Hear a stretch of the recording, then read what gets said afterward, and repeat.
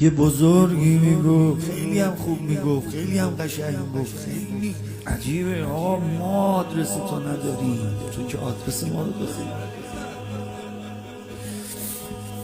آقا ما نشونی ازت نداریم، تو که نشونی ما رو داری. میدونی شبا کجا میام؟ همین جایی که من این نشستم، اینجا شب دوره همینجا میشینم، اونجا میشینه، اونجا میشینه. همه این عزیزان و جوانان محاسن سفیدان، مردا زنان، اگه الان ازشون بپرسید چه آرزویی یه عمر به دلتونه، قریبه به اتفاق همینو میگن.